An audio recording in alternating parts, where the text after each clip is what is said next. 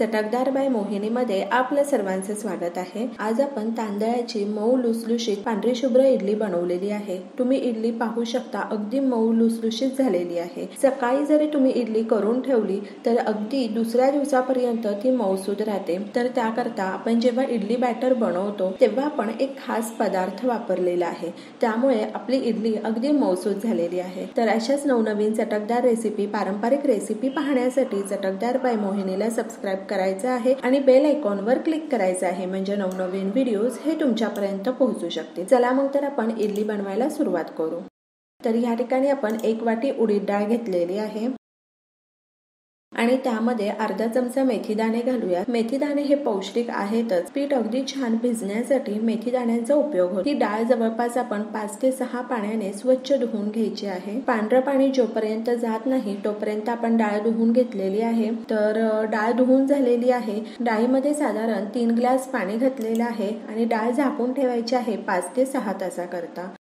आणि त्याच वाटीच्या साह्याने 3 वाटी आपण तांदूळ घेतलेला आहे। वाटी सेम ठेवायची आहे की जेणेकरून माप चुकायला नको। तांदूळ हे आपण 2 ते 3 पाण्याने स्वच्छ धुवून घेतलेला आहे। या ठिकाणी तांदळामध्येही पाणी घातलेलं आहे आणि तांदूळ झाकून ठेवायचा आहे 5 ते 6 तासाकरता। इडली आपली मऊ लुसलुशीत होणार आहे ते म्हणजे ह्या मुरमुऱ्यांमुळे। भेळ बनवण्याकरता जे मुरमुरे वापरतो तेच मुरमुरे ह्या ठिकाणी मी घेतलेले आहे। साधारण 1 वाटी मुरमुऱ्यांचा ह्या ठिकाणी वापर केलेला आहे। मुरमुऱ्यांमध्ये ही पाणी घालून ठेवायचं आहे आणि मुरमुरे झाकून ठेवूयात 5 ते 6 तासाकरता। या ठिकाणी मुरमुऱ्यांच्या ऐवजी तुम्ही पोह्यांचा पण वापर करू शकता। या ठिकाणी जवळपास 6 तास झालेले आहे। डाळ अगदी व्यवस्थित भिजलेली आहे। डाळीमधलं एक्स्ट्राचं पाणी हे काढून घ्यायचं आहे आणि डाळ मिक्सर मध्ये अगदी बारीक वाटून घ्यायची आहे। गरज असेल तरच 1 किंवा 2 चमचे पाणी घालायचे आहे। सुरुवातीला डाळ किंवा तांदूळ वाटताना पाणी बिलकुल घालायचं नाहीये।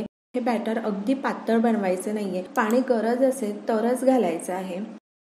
या ठिकाणी मुरमुरे हे अगदी छान भिजलेले आहे आणि डाळीमध्येच आपण मुरमुरे घालूयात आणि मुरमुरे ही वाटून घ्यायचे आहेत। तर या ठिकाणी डाळ आणि मुरमुरे वाटून तयार आहे। तर अशाच प्रकारे आपण तांदूळ हे वाटून घ्यायचं आहे। तांदळामधलंही आपण सर्व पाणी काढून घेतलेलं आहे। तांदूळ वाटून घ्यायचं आहे। डाळ आणि तांदूळ व्यवस्थित भिजले गेलेले आहे, त्यामुळे पाण्याची आवश्यकता पडत नाही।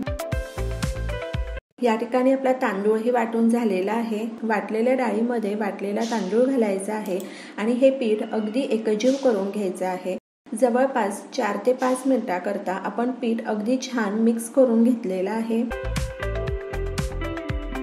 आणि आता 8 ते 10 तासाकरता झाकून ठेवूयात। गरमीच्या दिवसांमध्ये पीठ अगदी छान फुललं जातं।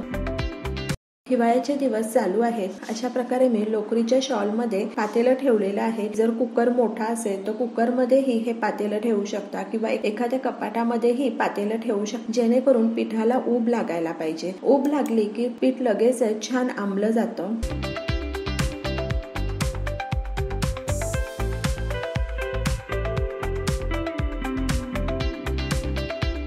तर ह्या ठिकाणी 9 तास झालेले आहेत। पीठ अगदी छान भिजलेलं आहे। पीठ भिजवताना मोठ्या पातेल्याचा वापर करायचा आहे। पीठ आंबल्यानंतर ते फुलून वर येतं, त्यामुळे ह्या ठिकाणी आपण मोठ्या पातेल्याचा वापर केलेला आहे। तर तुम्ही पाहू शकता पीठ अगदी छान फुललेलं आहे।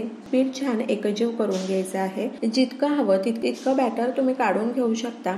त्याचे डोसे किंवा इडली तुम्ही बनवू शकता आणि बाकीचं पीठ जर हवाबंद डब्यात तुम्ही फ्रीजमध्ये ठेवलं तर अगदी 8 ते 10 दिवस छान टिकतं। एका साईडला पाणी गरम करायला ठेव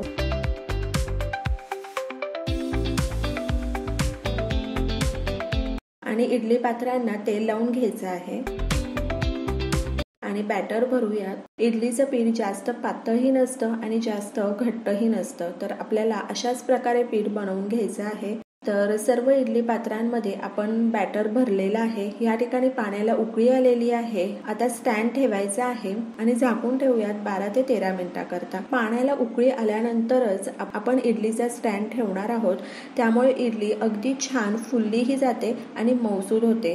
पाणी उकळल्यानंतरच स्टँड ठेवायचा आहे। या ठिकाणी 13 मिनिट झालेले आहेत। तुम्ही पाहू शकता इडली अगदी छान टम्म फुगलेली आहे आणि अगदी मऊ लुसलुशीत झालेली आहे। इडलीची वाफ जाऊ द्यायची आहे। अगदी गरम गरम इडली जर काढायचा प्रयत्न केला तर ती तुटू शकते, तर त्यामुळे थोडी वाफ जाऊ द्यायची आहे आणि नंतर आपण इडल्या काढून घेणार आहोत। तर ह्या ठिकाणी तुम्ही पाहू शकता अगदी सहजपणे इडल्या निघतात आणि अगदी मऊ लुसलुशीत इडल्या तयार होतात। अशा प्रकारे साहित्य मोजून तुम्ही इडल्या करून पहा, इडली अप्रतिम होते। तर अशाच नवनवीन चटकदार रेसिपी, पारंपरिक रेसिपी पाहण्यासाठी चटकदार बाय मोहिनीला सबस्क्राईब करायचे आहे आणि बेल आयकॉनवर क्लिक करायचे आहे, म्हणजे नवनवीन व्हिडिओज हे तुमच्यापर्यंत पोहोचू शकतील। आणि वेळात वेळ काढून तुम्ही माझी ही रेसिपी पाहिली तर त्यासाठी तुमचे खूप खूप खूप धन्यवाद। पुन्हा भेटूया अशाच एका नवीन रेसिपी बरोबर।